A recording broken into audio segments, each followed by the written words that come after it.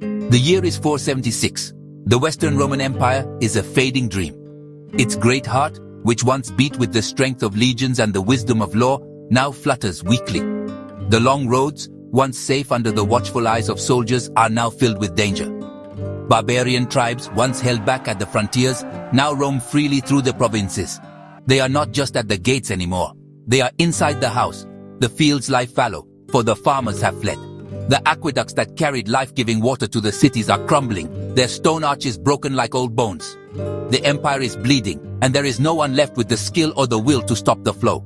The legions, the pride of Rome, are gone. They are scattered ghosts on forgotten battlefields. Their shining armor is rusted, their sharp swords are lost in the mud. The great armies that conquered the known world have vanished. In their place are hired mercenaries, men who fight for gold, not for the glory of Rome. They have no loyalty to the eagle standards. They do not understand the idea of a republic or an emperor. They serve the man who pays them most, and their loyalty is as fleeting as the morning mist. The frontiers have collapsed, leaving the heartlands exposed and vulnerable. This is a world of endings. The old gods are forgotten, their temples silent and empty. A new faith has risen, but it cannot hold back the tide of chaos. The grand villas of the countryside, once centers of culture and wealth, are now burnt-out shells. Their beautiful mosaics are shattered, their libraries turned to ash. The stories of heroes like Cincinnatus and Scipio Africanus are just whispers now, tales told to children who do not understand their meaning. The light of civilization is dimming, and a long dark night is about to begin across the lands that once called themselves Roman. Power is no longer in the hands of the Senate or the people. It is held by strong men, by barbarian kings who call themselves Roman generals. They rule with the sword, not with the law. The emperor is a boy, a puppet whose strings are pulled by these powerful warlords. His name is Romulus Augustulus, a small name for the last ruler of such a mighty empire. He sits in Ravenna, far from the city of Rome, a prisoner in his own palace. The empire is a hollow shell, its spirit long departed, waiting for the final push that will make it crumble into dust. Rome itself is a city of ghosts. The once mighty capital is now a place of fear and decay. Its streets, once clean and bustling with citizens from every corner of the world, are now filthy and dangerous. The great marble buildings are stained with grime. The Forum, where orators once moved the hearts of the people, is now a marketplace for thieves and beggars. The air is thick with the smell of despair.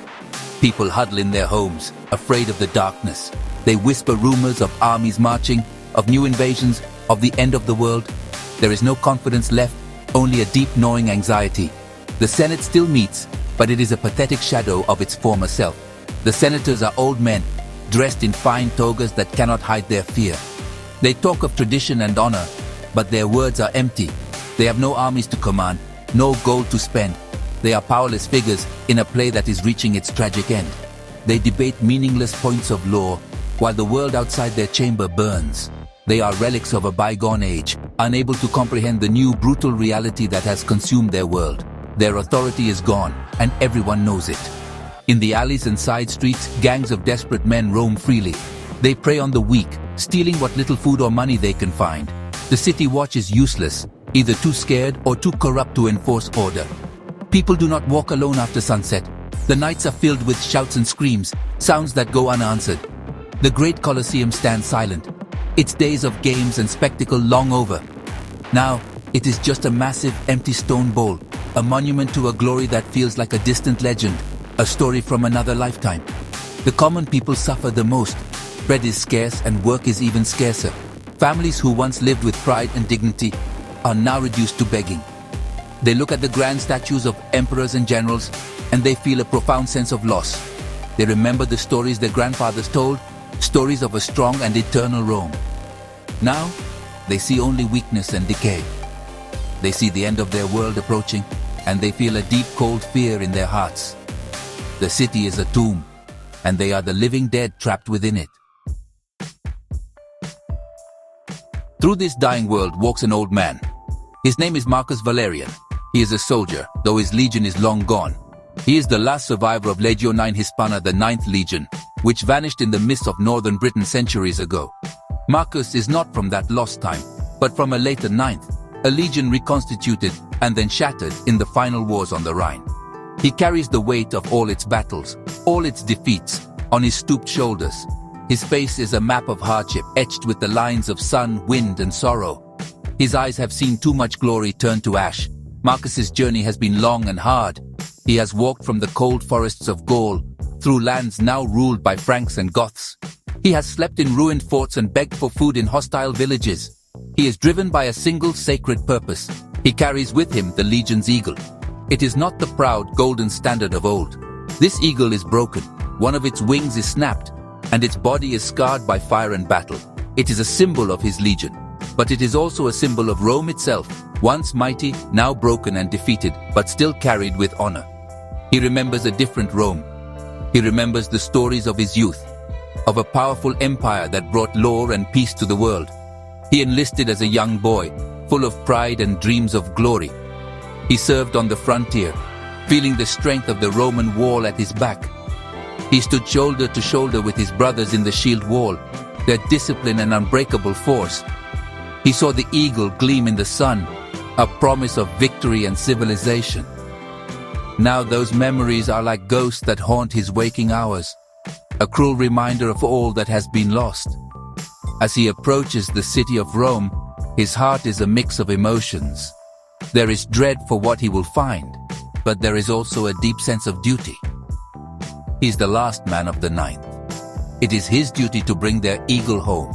It is not a symbol of triumph, but of remembrance. It is a testament to the thousands of men who died in service to an idea that was greater than any single man. He is their final messenger, their last act of devotion. This broken eagle is their story, and he must deliver it to the heart of the empire, even if that heart has stopped beating. Marcus Valerian enters Rome not as a conqueror, but as a mourner. He walks through the Arch of Titus, a monument to a victory long past. The people in the streets stop and stare. They see the old soldier, his face grim and determined. They see the broken eagle he carries. They do not see a symbol of defeat. Instead, they see something else. They see honor. They see a man who has not surrendered, a man who has kept his oath to the very end. A quiet respect falls over the crowds as he passes. They see in him the ghost of the Rome they thought was gone forever. He makes his way to the Capitoline Hill, the sacred heart of the city. He walks past the frightened senators and the powerless officials. He is looking for a place to make his final stand, a place to lay his burden down. He finds the ruins of the temple of Jupiter Optimus Maximus, the greatest of the gods. The roof has collapsed and weeds grow between the marble stones. Here, amidst the wreckage of a fallen faith, Marcus decides the eagle's journey will end. It is a fitting place, a grave for both a god and a legion. He is one old man completing one last duty. With the last of his strength, he props the broken eagle standard against a fallen column. He stands before it and salutes, his arms straight and firm, just as he was taught as a young recruit. He is saluting his lost comrades, his fallen legion, and the dying empire they all serve. In that simple gesture, there is no defeat. There is only pride. There is the unbreakable spirit of a Roman soldier. He has done his duty. He has brought the eagle home. The story of the 9th Legion is finally over, and it ends not with a whimper, but with a final silent salute. As the sun sets over the 7 hills, casting long shadows across the ruins, a small crowd gathers. They look at the old soldier and the broken eagle. They do not see the end of Rome. They see a story that will be told for generations. A story of loyalty, of courage in the face of annihilation.